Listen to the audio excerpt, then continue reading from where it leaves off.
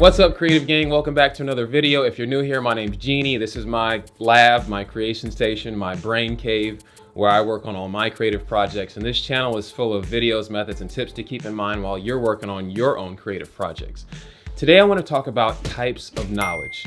Lately, I've been going down this rabbit hole of watching colorblind people see color for the first time. Here goes. Oh my God, he can see the color for the first time.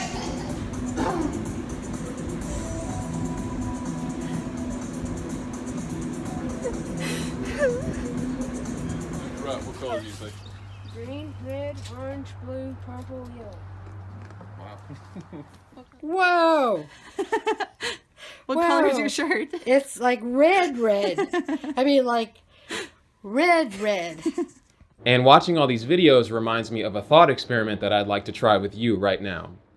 Suppose you could only see in black and white. And suppose I had a magic tool that if I clicked on a color, it would tell me the color code of that color, sort of like the ink dropper tool in Photoshop.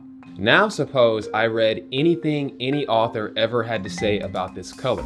Supposedly, we now know everything about this color. But here's my question to you. What color is it? And what is the experience of this color? This little thought experiment we've done is my adaptation of another thought experiment called Mary's Room. Philosopher Frank Jackson proposed this thought experiment, called Mary's Room, in 1982. He argued that if Mary already knew all the physical facts about color vision, and experiencing color still teaches her something new, then mental states, like color perception, can't be completely described by physical facts. The basic argument is that there are certain types of knowledge that you can only discover or attain through the conscious experience of an event. There are other sorts of knowledge that don't require the conscious experience of an event. Math, for example. Suppose I have 1,000 subscribers, which I do, and I want to get that number up. But suppose I have 1,000 subscribers and Casey Neistat has 20 million gazillion subscribers. It doesn't take the conscious experience of counting all those subscribers to know that Casey has more than me. So math falls into this more rational category of knowledge. We know rationally that our mystery color has this color code, it has these properties, this author described it in this way, but we don't yet have the conscious experience of this color. Let's watch a few more clips of people seeing true color for the first time. Whoa! It's so much different than I thought. This is so cool! Okay, I think they're working. Are they? Oh my God, a different world. Do they look different? Yes.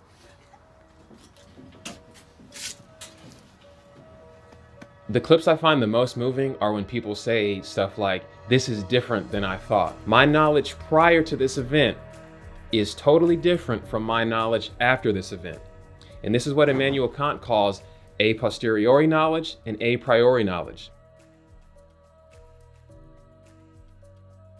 A priori meaning from prior or from before, and a posteriori meaning from afterwards. My knowledge prior to seeing color is different from my knowledge after being able to see true color. So clearly there's something going on in the conscious experience of an event that fundamentally changes our knowledge or understanding of something. Empiricism says that we only get knowledge from experiencing something. Until we experience something, we cannot know it. That's empiricism. But what do these ideas have to do with a modern society, and how can we apply them to our lives? Let's talk about a couple examples. There are elected officials in your city, for example, who have to vote on policies that might affect people with radically different experiences and backgrounds from them. Are the president's policies, are they helping the African American community? As a result of policy, we have millions too few housing units. The term gentrification refers to processes by which higher income or higher status people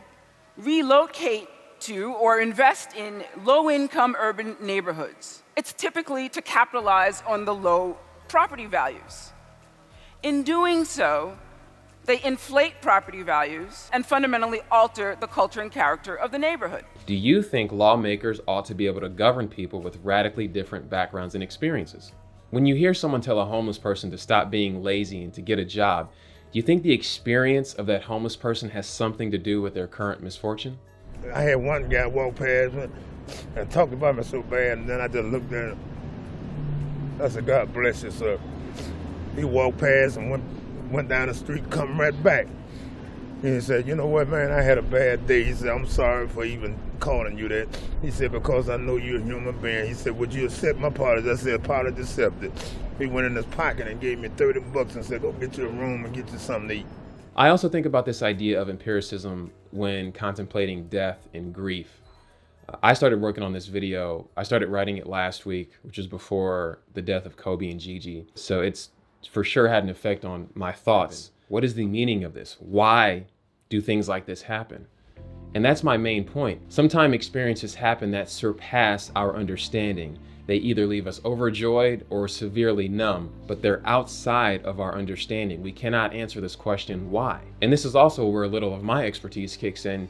Joseph Campbell used to say that the stages of human development are the same now as they were for the ancients. The emotional traumas and the things we go through today are the same as people 100 years ago, 200 years ago, 500 years ago, 1,000 years ago, 2,000 years ago. And we even write them down to share with subsequent generations. Greek mythology, Shakespeare, the Buddha, Job in the Hebrew Bible. So in a way, these old stories live in us. They do indeed. And the stages of a human development are the same today as they were in the ancient times. So whatever your faith tradition, cling to it. If you have family, cling to them. If you have a goal, strive towards it. Have a Mamba mentality and go after that. Outwork everybody else.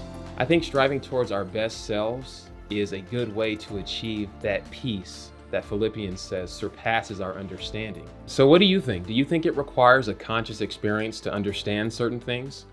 Once you have that conscious experience, how can we share information with other people so that they can better understand the things that we've experienced? To me, that's what YouTube is. That's what this channel is. It's all about creativity and collaboration and a conversation, because we probably need it now more than ever. People don't agree on things, and I think to understand someone else requires trying to understand their conscious experience of something. And the only way we can do that is to have a conversation and share ideas with one another.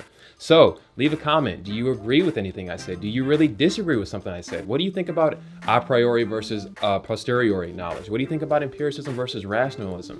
Put those in the comments. And if you find any value in this video or it was a blessing to you in any way, then consider subscribing and also clicking the bell so that you're notified when new videos come out.